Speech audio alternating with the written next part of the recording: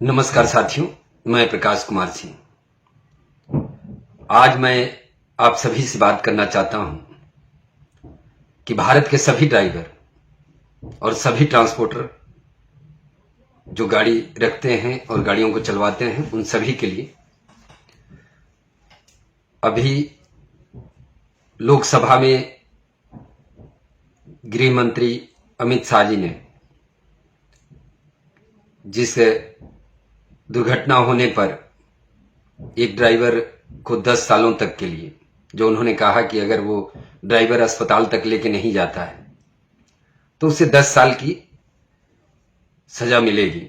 तो मैं आप सभी को बता दूं कि सरकार आपकी, व्यवस्था आपकी, और 10 सालों से भारत में आपकी सरकार है और आज तक जितने भी भारत में राज्य की सीमाएं हैं उन पर अवैध वसूली जो हो रही है, अभी मध्य प्रदेश में भी आपकी सरकार बनी है और पहले भी आपकी सरकार थी।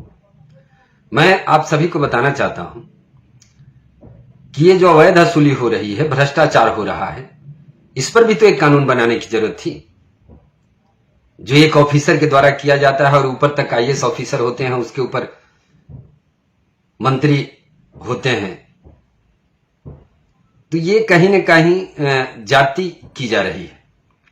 जो आज मोटर सेक्टर भारत में जो स्थिति में है, पतन के कगार पर है। इसमें आपने कहा कि दुर्घटनाएं, मैं कहता हूं कि दुर्घटनाओं का मुख्य कारण क्या है, हमें उस पर विचार करना चाहिए कि दुर्घटनाएं होती कैसे। आज सड़कों पे जो ड्राइवर दिन रात काम कर रहे हैं, उन्हें क्या क्या समस्याओं का सामना करना पड़ता है, इस पे तो विचार की नहीं जा रही है कि किस तरीके से हम दुर्घटनाओं को रोक सकते हैं, इसके मुख्य कारण क्या क्या।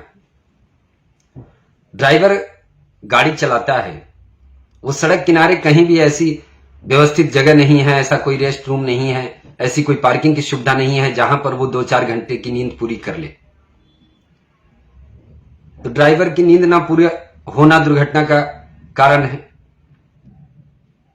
रास्ते में जिस तरीके की व्यवस्थाएं हैं, आप देख रहे हैं कि राज्य की सीमाओं पर कदम कदम पर पुलिस वाले, आरटीओ इस तरीके से परेशान करते हैं कि ड्राइवर एक टाइमिंग देखता है कि हम किस हिसाब से निकले और कैसे पहुंचे। टाइमिंग का जो होना, आपने कह दिया कि अगर दुर्घटनाएं होती है हिट एंड रन केस में, तो मैं कह रहा हूं कि ड्राइवर, ऐसे लाखों ड्राइवर हैं भारत में जो दुर्घटना हो जाने के बाद गाड़ी मालिक की तरफ से उन्हें कुछ मुआवजे की रकम नहीं मिलती है। भारत में ड्राइवर की संख्या जो है वो करोड़ों में है और इसके बावजूद भी उन्हें एक दिन सम्मान नहीं मिल पाता है। पिछले कई वर्षों से हम लोग लड़ाई लड़ते आ रहे हैं और आपके ये कानून बनाना, मुझे लगता है कि एक बड़ा व्यवस्थाएं, कानून बदले, अच्छी बात है।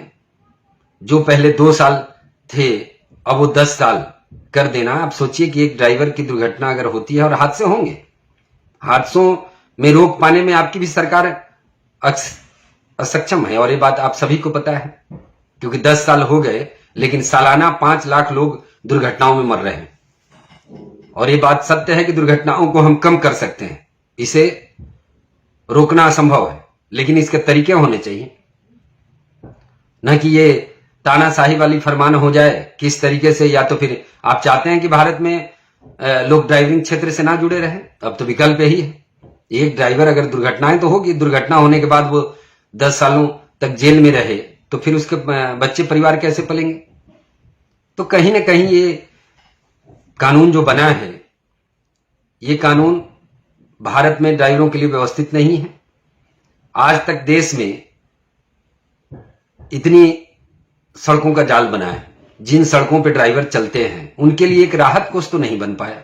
आज भी आए दिन दुर्घटनाएं हो रही है। ड्राइवरों के हालात, अभी मध्य प्रदेश की बात है, अमर सिंह जी की जो दुर्घटना हुई है और गाड़ी मालिक ने इलाज के तक पैसे नहीं दी, जबकि एफआईआर हुआ है, सारी चीजें हो रही है, उसमें लोग लगे हुए हैं। लेकिन तो ऐसे हर रोज हो रहा है। एक शाहजहांपुर की बात है, हरदोई के एक ड्राइवर हैं जो 2 पैर कट गए थे। तो ऐसे हजारों केसेज हैं जो दुर्घटना होने के बाद ड्राइवरों को मदद नहीं मिल पाती।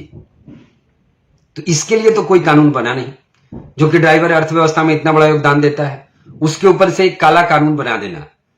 आपकी सरकार है, आपकी बहुमत है, आपके मन में जो आ रहा है कर रहे हैं, लेकिन जो ड्राइवर काम कर रहे हैं देश में, और उन ड्राइवरों के लिए आपके पास कोई व्यवस्था नाम की चीज नहीं है। तो ये मुझे लगता है कि भारत के ड्राइवरों को इस पर विचार करना चाहिए।